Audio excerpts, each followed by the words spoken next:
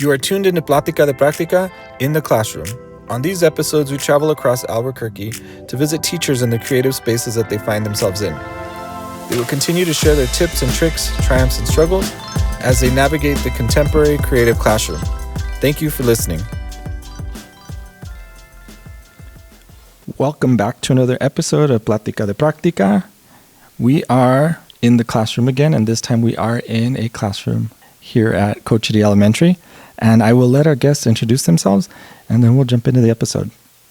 Hi, my name is Leslie Lazaga, and I've been the art teacher here at Cochiti since 2021. Perfect. And I'll start with a funny story. We should start with what the kids know me as or here at Cochiti. And actually, so Leslie is, I'm doing air quotes right now, my work mom, as my daughter says, because even she knows you as my mom. But do you want to share the story of how that happened? Sure. This is a brand new building, and a little over a year ago, we were doing a walkthrough and trying to figure out how to set the room up. And you can see out to the playground. So the 4th and 5th graders had recess, and as we were leaving the room, a bunch of girls said, "Ms. Lazaga, is that your family?" And I said, "This is my fine arts family." Mm-hmm. And they came running over, and they're looking at you, Renee, and one of our directors, and my colleague, Matthew. And I believe it was you that said... I heard them say, "Is that your family?" And then you responded. And then I responded. I was like, "Yeah, she's my mom." And that's all it took. And that's all it took. And the kids then looked at our director and said, "That's Grandma." And my colleague Matthew, "That's Grandpa." Mm-hmm. So yeah. that's how I guess you're known. Well, in my family, like Leslie and I were in Chicago for a conference, and when I told Ava, my daughter, that you would be there, she's like, "Oh, Leslie, your work mom?" Mm-hmm. So she even knows you as my work mom. I love it. Yeah. Well, thank you for allowing me to come to your classroom. And I haven't been here since that time that I came to visit for the walkthrough. And I mean, it's a beautiful space. It's amazing to see how environment can probably motivate kids, inspire them. You have some great windows. And one of the things as before we started recording, it was like nostalgic, is I could hear the kids playing. Mm-hmm. And that's a sound that I attribute to my grandma, because she lived right next to the elementary school that we went to for a few years. Oh, so you'd hear them at recess. And as I got older, I would hear them at recess. And then they became a year-round school. So in the summers, if I was at her house or whatever, you could hear kids. Yeah. So that's a very nostalgic, happy memory, I guess. Yeah. And like I told you, I was elementary school was the best. I loved elementary school. Yeah. And especially recess. That's freedom. Yeah. So thanks for allowing me to come here. Oh, my pleasure. And, yeah. So I was walking through the hall, coming to your classroom, and I had seen your still life. So maybe you want to talk a little bit about what kids are working on, or as the year wraps up, what are things that you do with the students? Sure. Thanks for noticing what's in the hall. Our 4th and 5th graders, we've just completed a unit looking at still lifes and different styles of still life. Prior to that, though, I incorporate math concepts in visual arts, because we know in education that's what's requested of us. So we focused on two-dimensional drawings and the difference between shapes and forms. And they worked really hard on their cylinders and their prisms and their cubes. Mm-hmm. And then we moved into creating our own 2D still life. Mm-hmm. And there's one thing that I like, and that's no picture is the same. Mm-hmm. Every student gets to choose their composition, their balance, the color scheme. Mm-hmm. And so that was a way for them to display their understanding of the math concepts, but also create something that they found pleasant, the process of making it. That's awesome. Yeah. That's exciting. Yeah, I'm looking at your board up here on your dry erase board too. Your vocabulary, so form, fold, crease. Yeah. My 5th graders we moved to creating cylindrical vases because I finally have a kiln that works, and we're using real clay. So we created cylindrical vases that we'll be glazing soon. And in the meantime, we're doing what we did in kindergarten and first grade. We're making tissue paper flowers to go into the vases. That's great. I see the little flowers on the board too right there. Yeah. That's awesome. Yeah. I think this is not to go on like a different tangent or anything, but just thinking about like the kiln and your space, like I'm just a firm believer that when we have the ability to fund education, that we should always do it. I mean, it's amazing what like mill levy can do, what other like bills that can pass that help, right? To rejuvenate a space, revitalize a school, give kids opportunities. Again, like you said, we're using real clay. Yeah. Like that's an experience that hopefully transcends into middle school and then high school, and we're seeing that. We're seeing the efforts that you guys are putting forth at the elementary level, at Metro, at like some of these shows where the kids have gotten older and they have years of experience in art classrooms. They understand concepts. They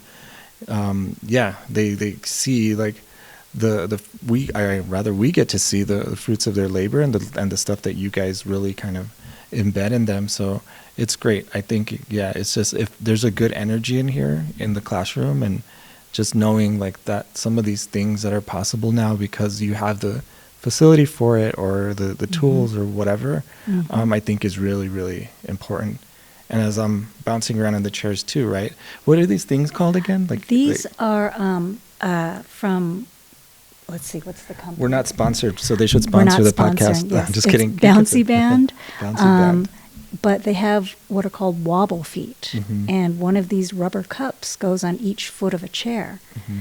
And what it gives the students is that proprioceptive feedback. So if you're a wiggle worm in a bouncer, you can sit in your spot and wiggle all you want, and it's not going to disrupt the whole class. Yeah.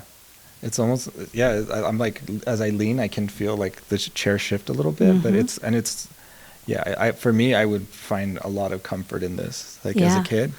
So even again, like some of these adaptations that you take into consideration for even something like a chair, those are things I think, again, that they're small kind of changes, but they make a big impact. They do. Yeah. And it's not just for certain students.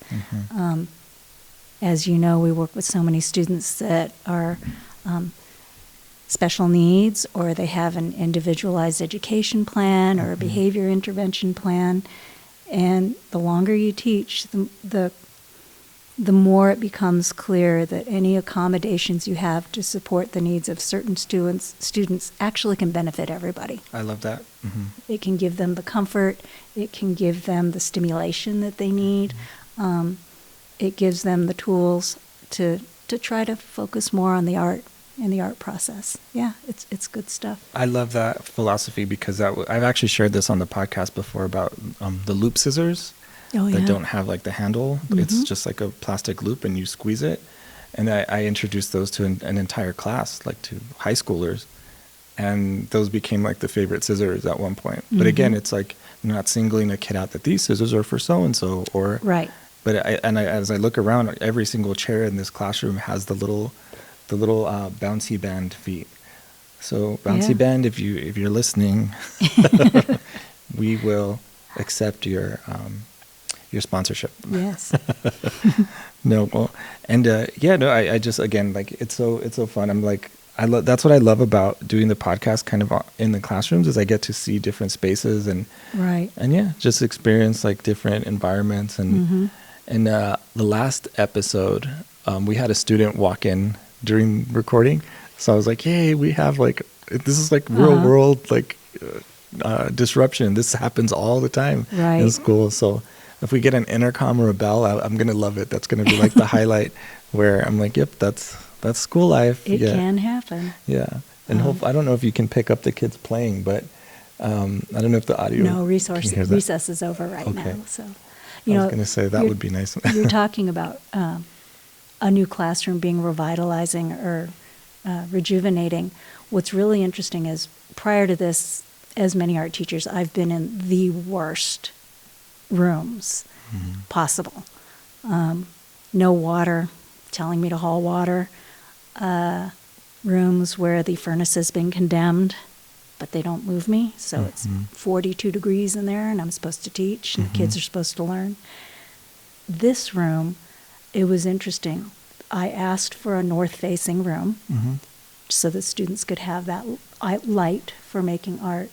But when I moved in here, the designers, the architects, had predetermined where they thought I should sit or where the front of the room should be.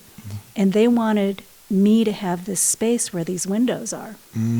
And right away I said, no. This is natural daylight. I made it the carpet corner. If someone needs to work sitting on the ground, or if somebody needs to calm down and be away from people, or if they need to play because they've earned it, I've made that the student corner. Yeah, that's great. Yeah. What's in that box in there, in the corner? Usually lost and found things. Oh, okay.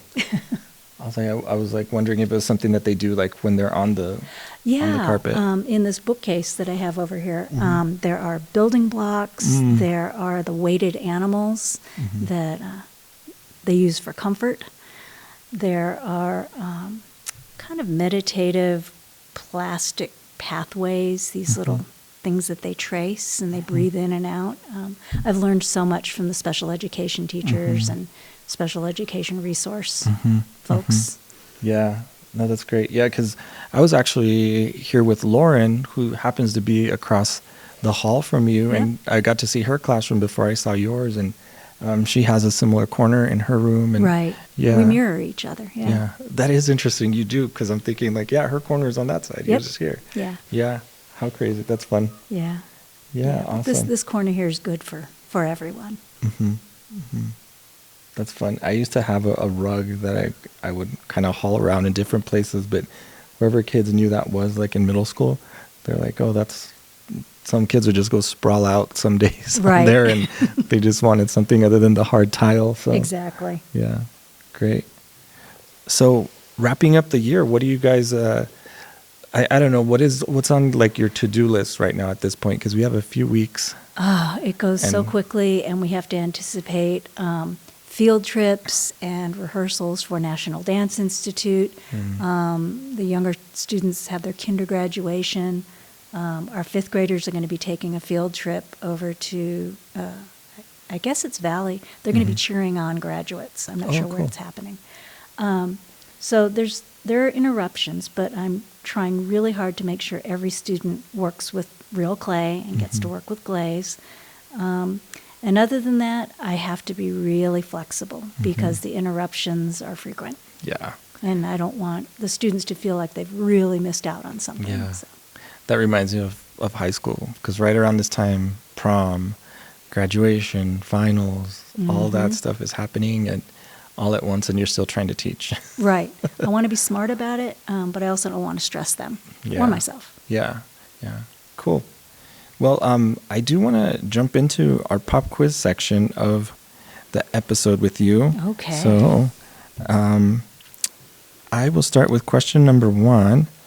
So where do you find inspiration, motivation, or the drive to be an educator?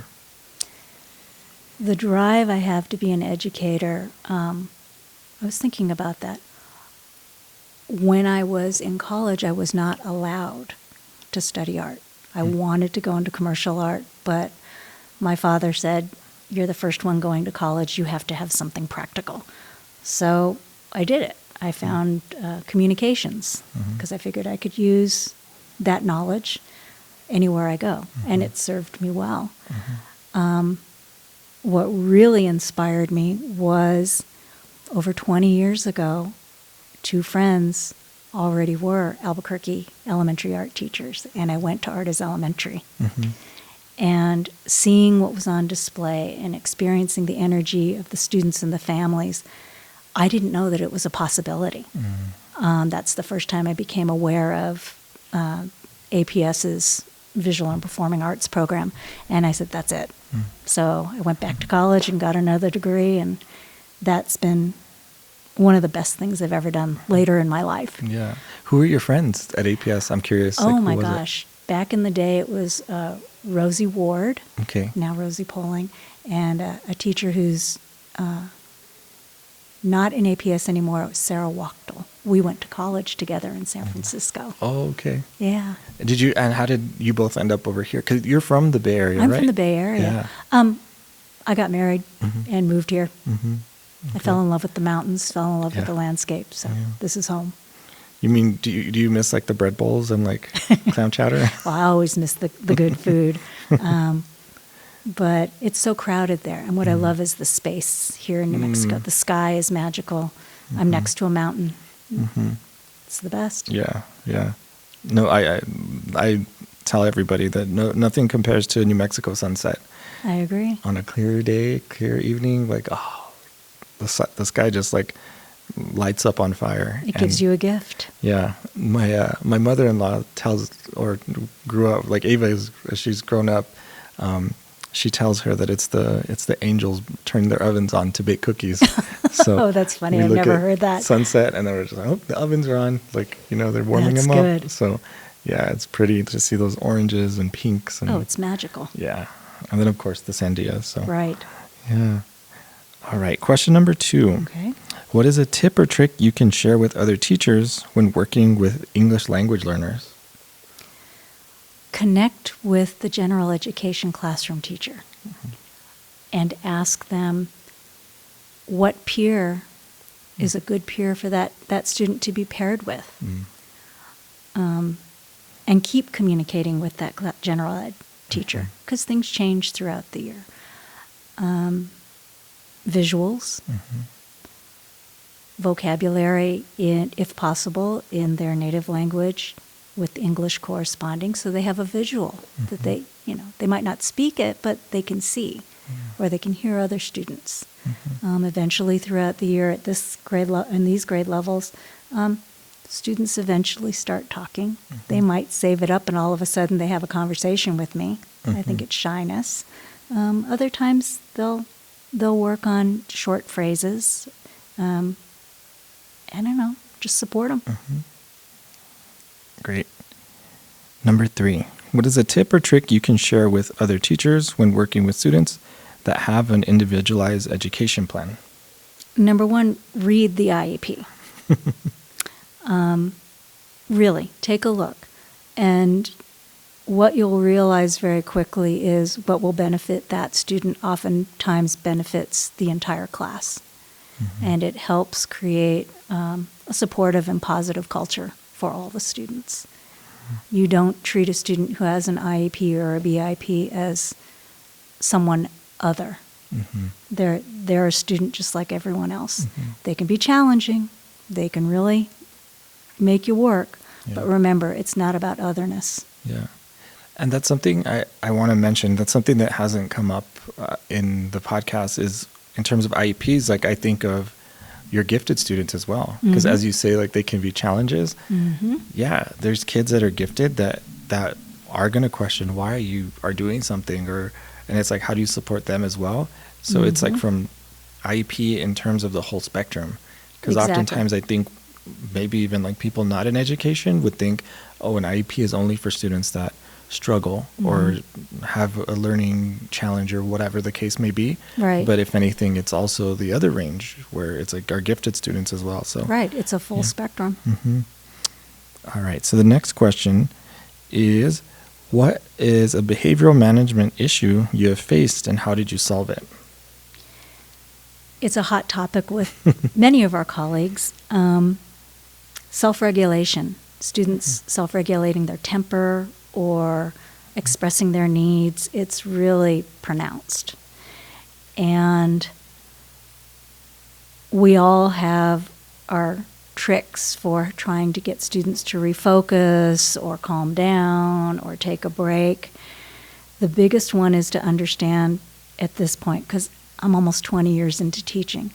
For me as an adult, I go to specialists within our own department and check in and ask, what should I do? This is what I've been doing. It's not as effective. Is there something new I can try? And I always have to be open to trying something new.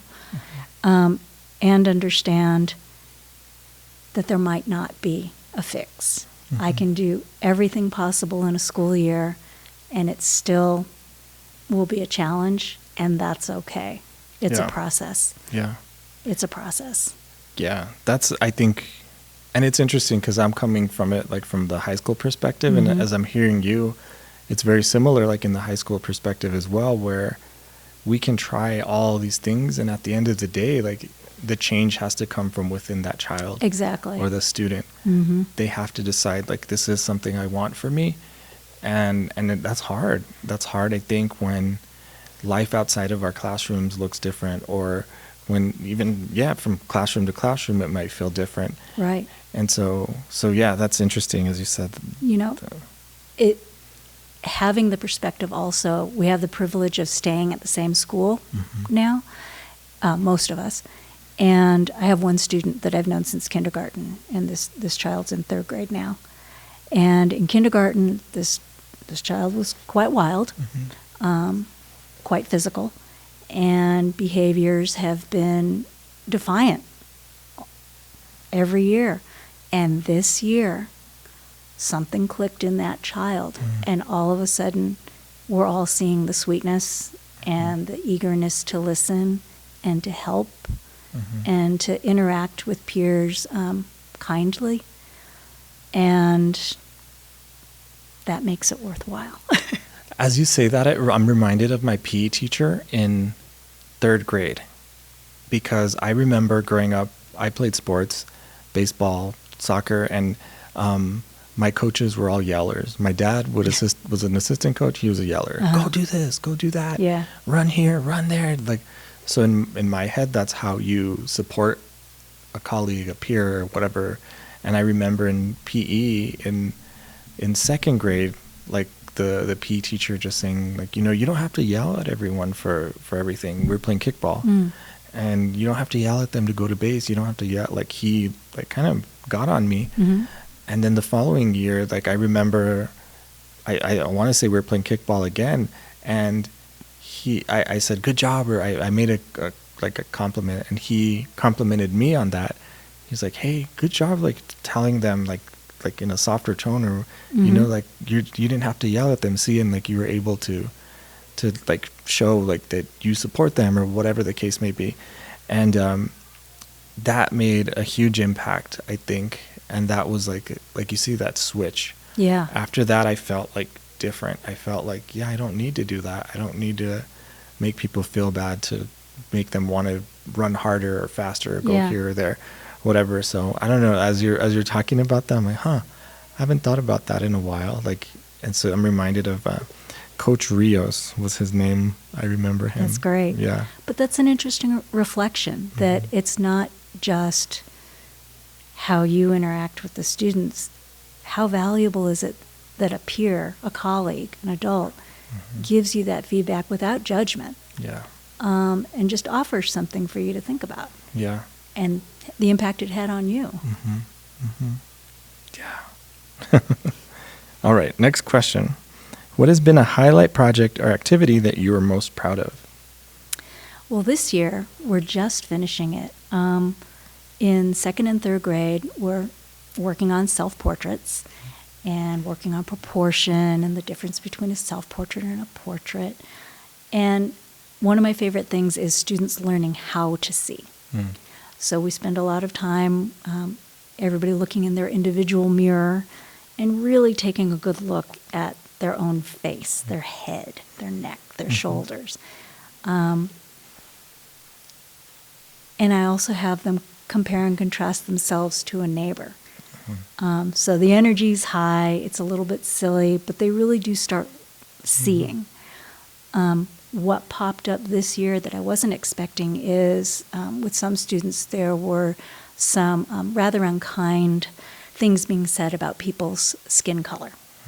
And the teacher asked me, is there any way I can address that within art? And I said, as a matter of fact, yes. And there's a book that came out, 2017, 2018, by Angelica Das, called The Colors We Share. And it is over 4,000 photographs of men, women, and children with the corresponding Pantone color that matches their skin tone behind them. And it's a great way to address or introduce a conversation of no one's just white, like a white piece of paper, or black, or red, or yellow. And just because you identify with one ethnicity, it doesn't mean you're only that color.